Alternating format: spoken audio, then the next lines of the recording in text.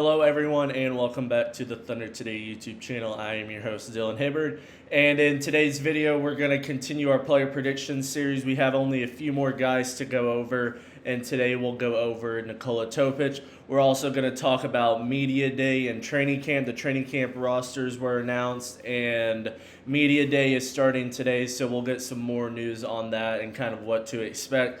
We'll also talk about Presti and how he thinks Brandon Carlson has a chance to make an impact for the team this upcoming season. And then at the end, we'll do our off-season and trade rumor stuff. But just to start off, we're going to continue our player prediction series, and we're going to move to Nikola Topic today. If you haven't been a part of the series, this is where we have gone through pretty much everybody on the roster. We're getting to the last few guys to talk about. We're just kind of go over what to expect from them in this upcoming season, whether it be them as a valuable trade asset or them being a part of the team long-term and really helping the team out. But for Nikola Topic, this is going to be his technically rookie year.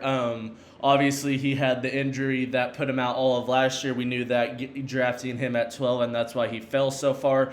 He was projected to be a top, really 5 pick in the draft before he got injured, so the Thunder hopped on the opportunity to get him at 12.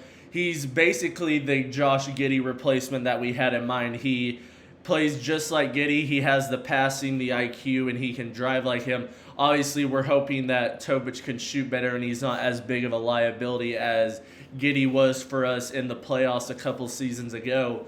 But Nikola Topic, we should expect him to get some good running time along with A.J. Mitchell off the bench. We should be seeing him really control the ball. We know his ball handle is good. He has the pass IQ, and that's what you brought him over to do. So I expect us to see a lot of amazing passes. I think he's going to be really using his vision and his IQ to his advantage for this Thunder team. We move so much. We have so many guys that you can move off ball, whether it's a screen or whatever it may be. He has the chance to really have those passing highlights and those numbers really go up. And not only that, he can really drive and finish around the rim really well. He's not a tremendous shooter just yet, but he is still only 19, 20 years old.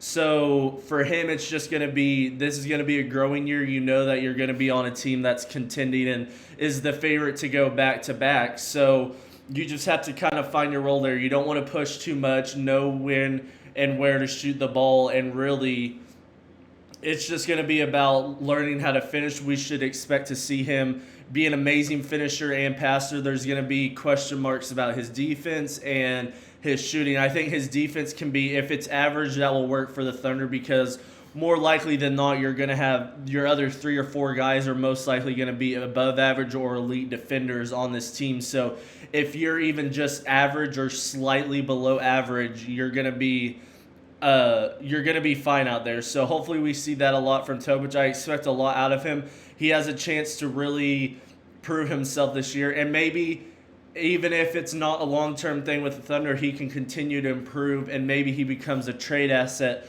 for the Thunder if they want to go out and get certain guys. And we'll talk about a guy that Topic could be a part of a trade package for later.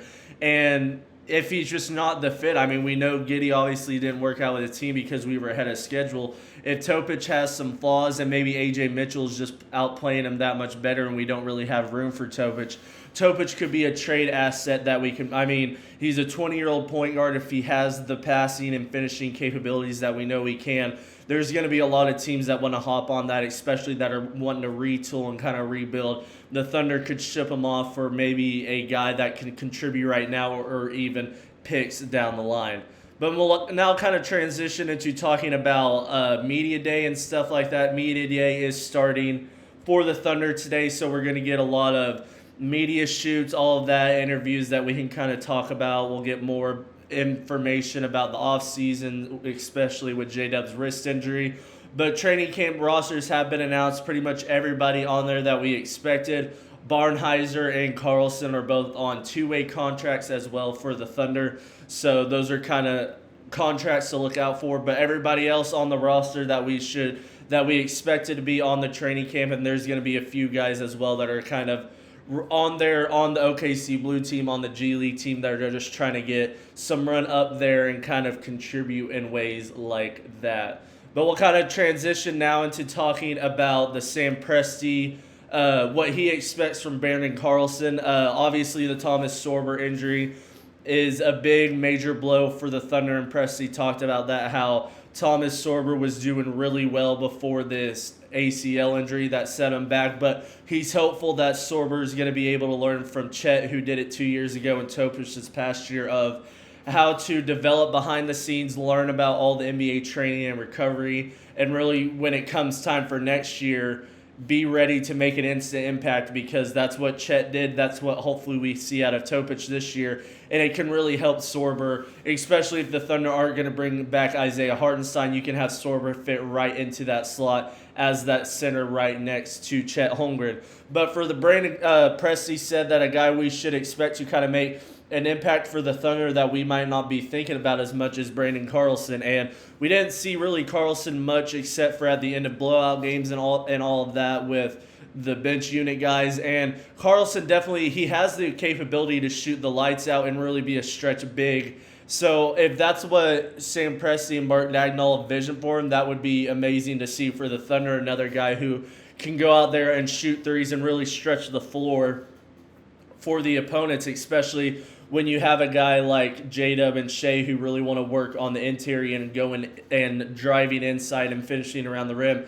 If you can run a 5-out and have those guys be threats on the three-point line as well, it helps spread out that defense that you're facing and really causes more problems on whether to stop Shea or J-Dub or kick it out for the open three. So it's going to be very interesting to see how Brandon Carlson fits into the system, if he's going to be a guy that hopefully can try to get some track record early on in this season and maybe make an instant impact and earn some more playing time throughout the season, or if he's just going to be another one of those guys that the Thunder are just so deep they want to try to get different guys in there and he's just not able to take advantage of the opportunities. But from the sounds of everything and what Sam Presti told us on his media conference on Friday and over the weekend, that he thinks Carlson has the capabilities of making an impact for this Thunder team, and it could just be another one of those guys where the Thunder develop and he comes out of nowhere and makes an impact on a championship contending team. But now we'll kind of end the video talking about a possible trade idea for Trey Murphy, another defensive monster and wing that the Thunder could go after with a cheaper contract and years of control for the Thunder, and that being Trey Murphy of the Pelicans. Especially, we've seen the pictures of Zion be healthy, but if the Pelicans are still struggling, they could ship off some guys, and Trey Murphy could definitely be at the top of that list.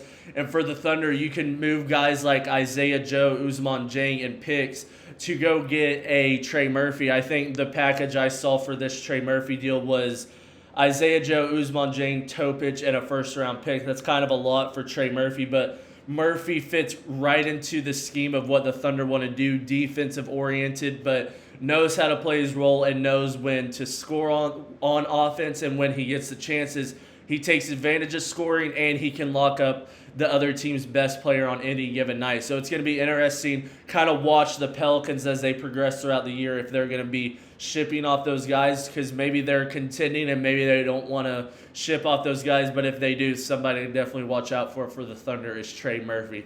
But that'll be it for me today, guys. I hope you guys enjoyed this video. Make sure you hit the like and subscribe button, and I will see you guys in the next video. Peace.